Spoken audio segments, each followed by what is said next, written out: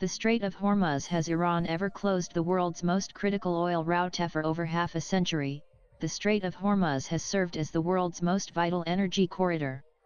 Connecting the Persian Gulf to the Gulf of Oman and the Arabian Sea, this narrow waterway, just 21 nautical miles wide at its tightest point, is the main transit route for oil and gas exports from some of the most energy-rich nations on the planet. Saudi Arabia, Iraq, Kuwait, Iran, and the UAE all depend on it to get their crude to global markets. Also see Iran-Israel War News Day 8 live updates. According to data from the U.S. Energy Information Administration (EIA), nearly 21 million barrels of oil pass through the strait every single day, roughly a fifth of the world's daily consumption. It is also a key route for liquefied natural gas (LNG), especially from Qatar.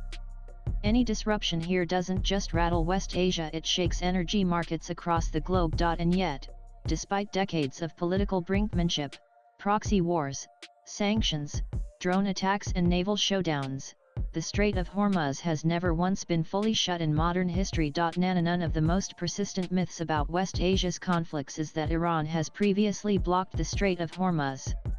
While it is true that Tehran has repeatedly threatened to do so, sometimes in response to sanctions, sometimes as political posturing, it has never followed through. During the Iran-Iraq War in the 1980s, both sides launched attacks on oil tankers in what became known as the Tanker War. Iran mined parts of the Gulf and used fast attack boats to target Kuwaiti and Saudi tankers. Iraq retaliated with missile strikes. The conflict led the United States to intervene, reflagging Kuwaiti tankers and escorting them with U.S. warships under Operation Earnest Will. Several ships were damaged, some sunk, and global oil prices spiked. But crucially, the strait remained open throughout, battered but not blocked. In 2011 and 2012, Iran once again threatened to close the strait in response to European and American sanctions targeting its oil exports and banking system.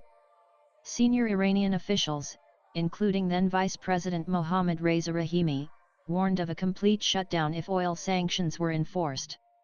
Western powers responded swiftly, dispatching naval forces to the region. The United States, the UK, and France conducted high-visibility naval exercises, making it clear that any attempt to blockade Hormuz would provoke military retaliation. Iran, ultimately, did not escalate further. More recently, in 2019, tensions soared after the US withdrew from the Iran nuclear deal and imposed maximum pressure sanctions on Tehran. Iran was blamed for attacks on tankers near the strait and was caught seizing a British-flagged oil tanker, the Stena Impero.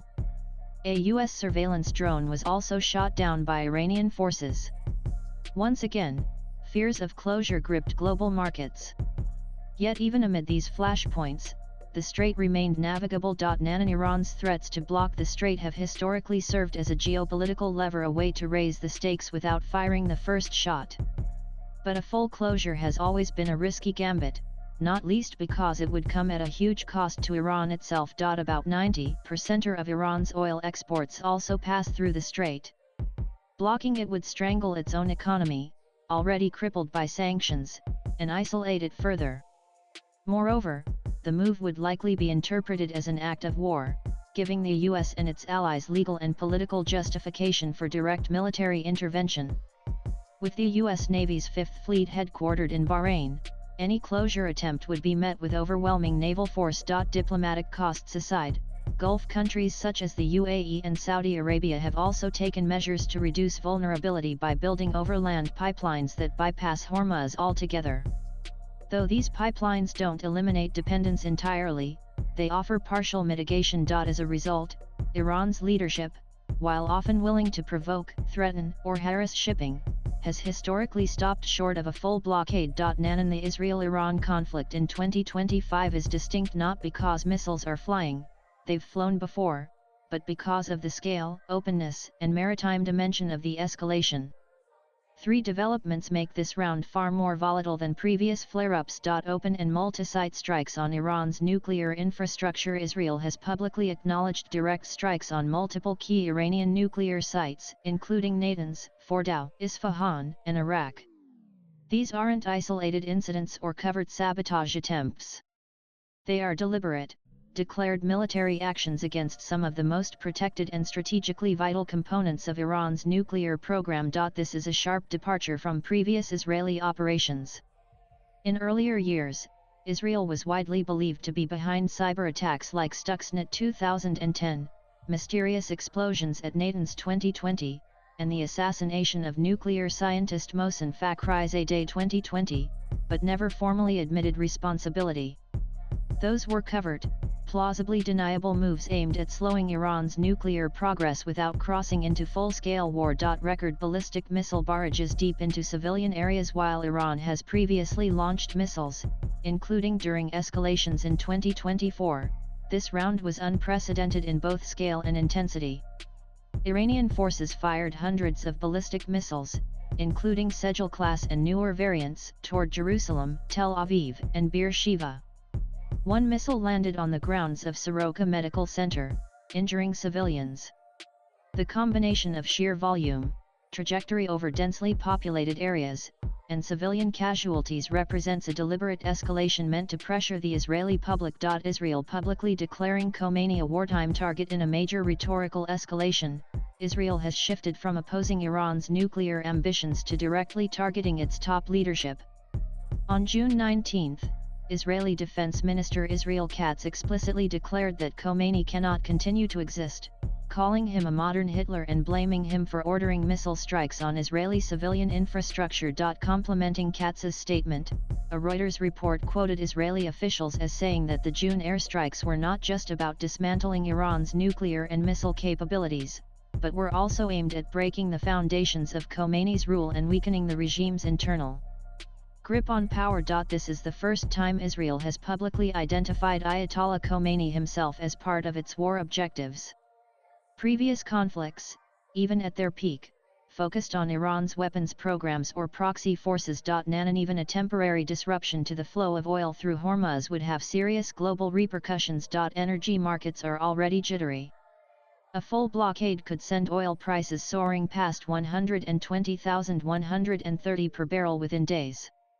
Shipping insurance premiums would spike. LNG supply chains, particularly to Asia, would be severely impacted. Major energy importers like China, Japan, South Korea, and India would feel the heat almost immediately. Naval deployments would increase across the board, and the chances of accidental escalation between rival warships or submarines would rise sharply. The U.S. has already repositioned key naval assets in the Gulf, including aircraft carriers and guided missile destroyers. Freight delays, insurance repricing, and investor anxiety could together inflict real damage on the global economy. India imports more than 60% of its crude oil through the Strait of Hormuz, sourcing supplies from key partners such as Iraq, Saudi Arabia, Kuwait, and the UAE. Given this dependency, any prolonged disruption in the strait could affect energy flows and pricing, but Indian officials have sought to project calm amid rising tensions. Speaking to NEWS 18, Union Minister for Petroleum and Natural Gas Hardeep Singh Puri offered reassurance, stating even if everything goes wrong, we have enough oil. He explained that out of the 5.5 million barrels of crude oil India imports daily, around 1.5 million barrels come via the Hormuz route. The worry will be if the strait is closed or choked, he noted, adding that there are many countries that would not want it to be shut. Puri emphasized that while India is monitoring the situation closely, the Strait of Hormuz has not been closed in the last 50 years, even during high-tension phases. I would use the word anxiety, not worry, he said. There have been many phases of heightened tensions in the region, but energy does not stop flowing. India's Strategic Petroleum Reserves (SPR) provide an additional cushion, covering approximately 910 days of national demand. Nanan swipe left for next video. The Strait of Hormuz is more than just a strategic waterway, it is a geopolitical barometer. Its status reflects the tensions in West Asia, and the current indicators are flashing red. While history shows that Iran has never actually closed the strait, the dynamics in 2025 are markedly different. Open hostilities, regional spillover, and the growing likelihood of U.S. intervention. Whether Iran crosses that final line, and whether the world can afford the consequences, remains to be seen. Latest blogs.